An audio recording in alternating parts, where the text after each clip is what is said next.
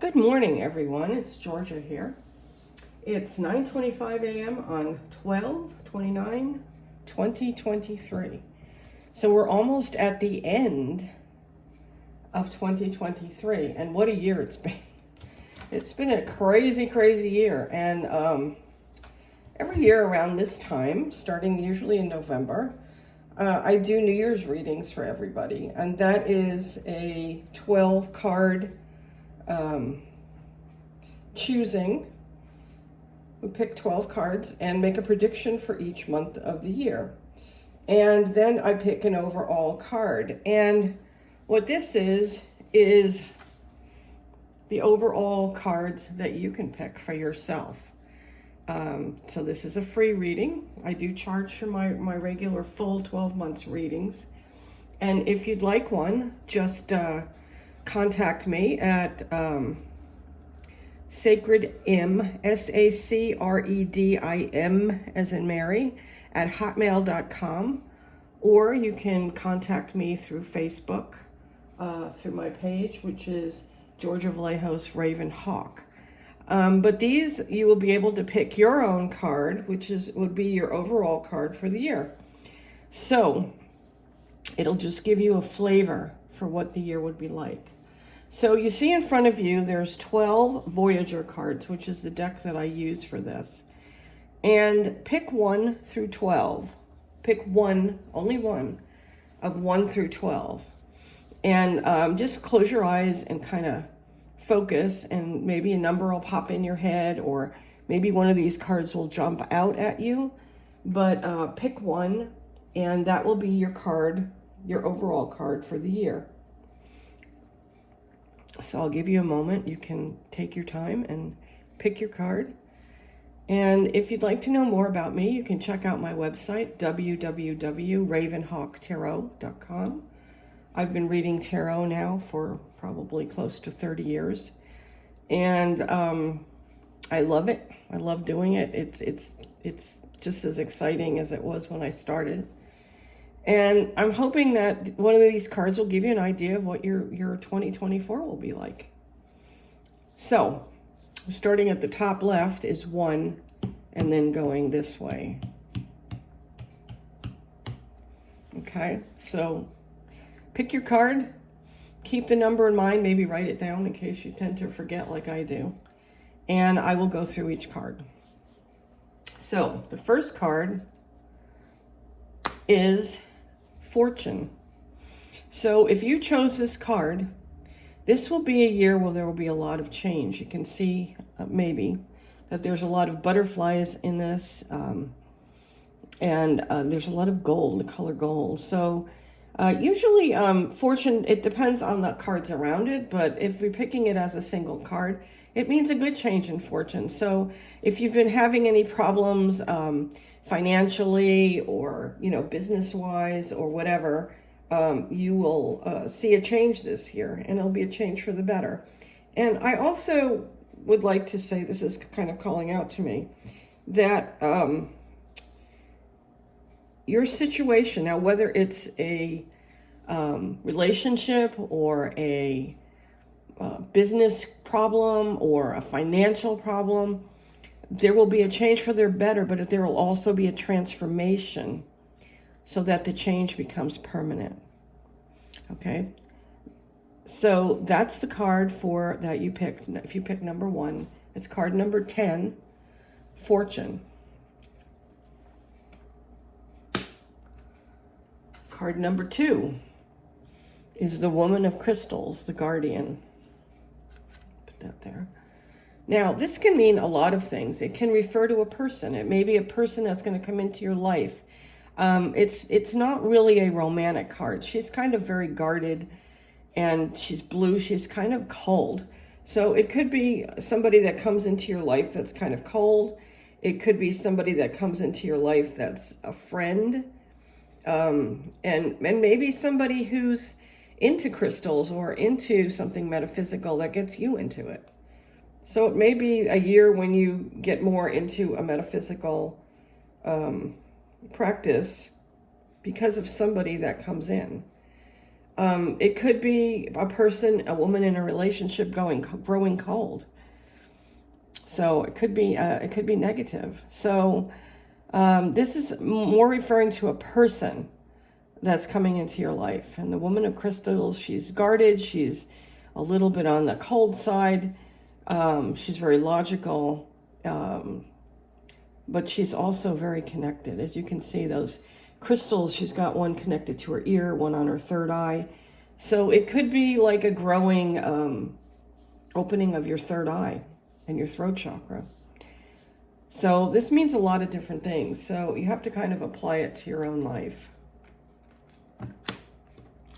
Card number 3 is the Six of Worlds, synergy.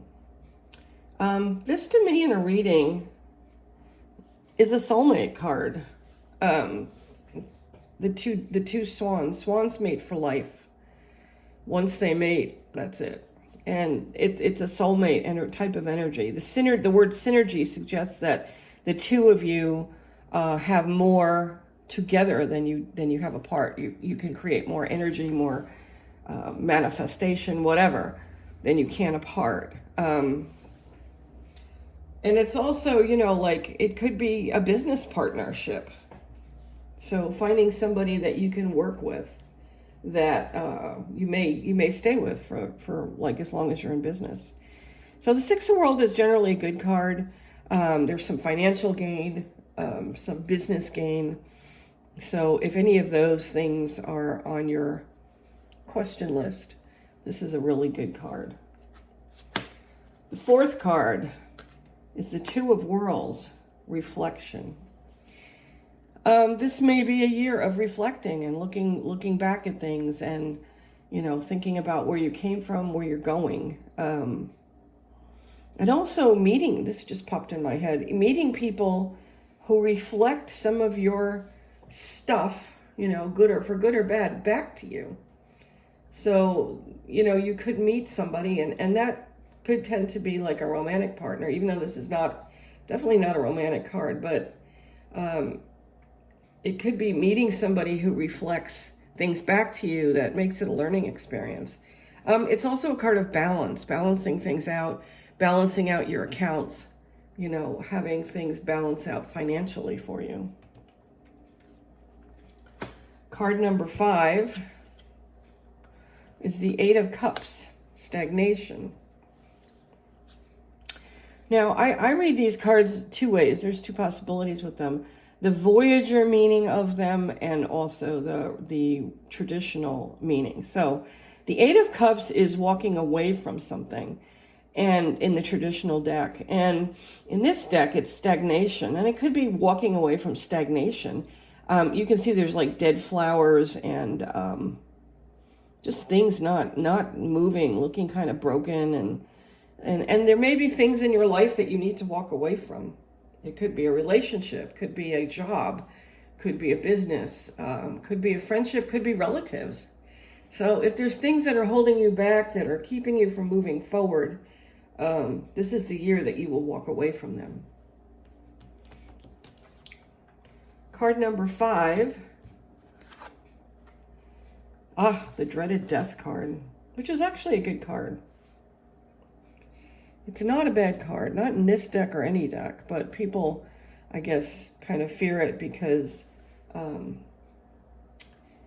they see it in the movies, like you always see the movies, oh my God, we picked the Death card. If ever there's a tarot reader, they're always picking the Death card. Death is a cleaning out. It's sort of the image I always get with death is like something has died, like an animal, and the vultures come and they clean it up. They pick away and it gets down to the bare bones. And this is a card of having everything that doesn't serve you will get cleared away. And it's not always a happy, easy process. Sometimes it's difficult. Because usually if you have things around you that are stagnating and causing you to not move forward, it's because you cling to them for some reason. And It's time to let go. So this is a cleaning out of all the old stuff, all the 2023 and past, cleaning all that stuff out to make room for something new. So you may spend part of the year doing that, and it may not be until like the second half of the year that new things come in. So if you need to even clean your closets out, if you have a lot of stagnated energy around you in your home, new energy can't get in. It's basic feng shui. So it's time to really do some housekeeping, both internally and externally. So that's the Death card, because there's something new coming.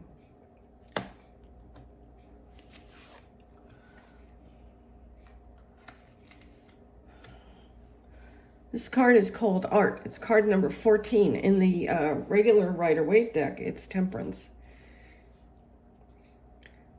And it's a tempering of, like, if things were out of control, if you were out of control, if your emotions are out of control, if your drinking is out of control, whatever is out of control will calm down. There's like a calming and a peacefulness to it.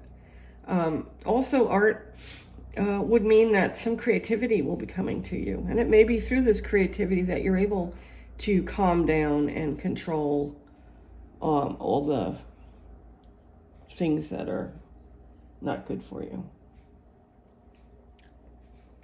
So that's card number 7. Card number 8. Oh, this is a nice one. Card number 8 is a 9 of Cups, fulfillment. And this is traditionally a card of fulfillment. There's a lot of drinks on it, so maybe partying. Be careful not to party too much, especially for New Year's Eve. You don't want to get yourself sick. But this is usually fulfillment in love, and you can tell like everything's pink. And so this may be the year that, if your relationship isn't going well, or, you want to meet somebody, this may be the year that you get that relationship that you've been wanting.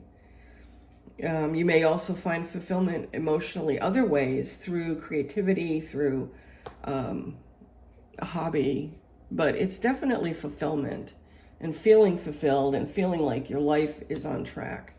It could even be a career that you love. Like, I love reading tarot, so this would be fulfillment in that for me, if I had chosen this card. So 9 of Cups, very happy card to get. Just watch the booze. Not too much partying, be careful. Okay, number 9 is the Universe. And this correlates to the World card in the regular tarot deck. And this is when things come full circle. So maybe something you've been working towards finally manifests. You finish a cycle in your life. There might have been a long cycle of spiritual growth. And, you finally, get to where you need to be. And if spiritually you've been on a spiritual quest, then, this represents attaining it. However, the thing about the tarot is that there's a card called the Fool, and it's card number 0. And it indicates that everything in the tarot is a circle. And it means that here we get to start again on the next cycle. So we've completed one cycle. It's likely a spiritual cycle. And it's time to start another one. Or it could be, whatever your goals were, having fulfilled them. So it's definitely getting to the end of something, which is a new beginning, because everything is a great circle. So in the end is the beginning. 10. 4 of Cups, anger. Immediately I get family issues. So if you chose this card and you're wondering about your family, there may be issues this year with family. Could be also in a relationship. sort of a shattering. And it's because one person does not want to put anything into it. One person does not accept what is offered.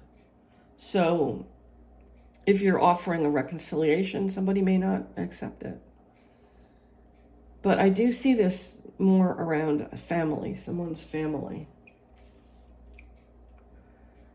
11, Four of Worlds, commencement. This is a great card. You see Jupiter, which is a planet of expansion, and the Ram, Aries, the Ram. It's connected to the Emperor card. And worlds are pentacles. So this is like, commencing your career path, whatever it is, whether it's a business, whether, you're working for someone and you could be starting, like having started a new job. It's something that's already starting and in process. So definitely like moving forward, getting what you want, seeing that you're going to get your promotion, you're going to get your, the money that you want, your raise, whatever. It's a really good card to get in terms of your work life and your professional life. And last but not least is the Five of Cups, disappointment.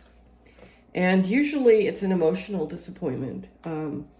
It could be a disappointment in love. Maybe your relationship doesn't go the way you want it to go. But it's not seeing what is before you. It's not seeing, in the traditional tarot, there's 5 cups. 2 are spilled, and the person is looking at the spilled cards, but there's 2 still standing. You can see that in these candlesticks. There are 2 still standing, so it's not seeing what you have left, just thinking all is lost, but not all is lost. There's still something to salvage. So if it is a relationship, it could be that the relationship is salvaged. And also, since when I put it down, it was upside down, and I don't usually read reversed, but it could be somebody returning, an old love coming back. I've found that to indicate that. So, but there may be disappointment because things will not be the same. Things will be different. People have changed. People have learned, so, that's the last card. So the cards are number 1, Wheel of Fortune, number 2, the Woman of Crystals, number 3, 6 of Worlds, number 4, 2 of Worlds, number 5, 8 of Cups, number 6, Death, number 7, Art, number 8, 9 of Cups, number 10, Universe, number 11, 4 of Cups, number 12, 4 of Worlds. Oops, boy, did I do that wrong. Number 8 is a 9 of Cups. Number 10 is the Universe. Number 11 is the 4 of Cups. Number 12 is the 4 of Worlds. How do I keep doing that? 8, 9, 10, 11 is the 4 of Worlds. And 12 is the 5 of Cups. I can't even count anymore.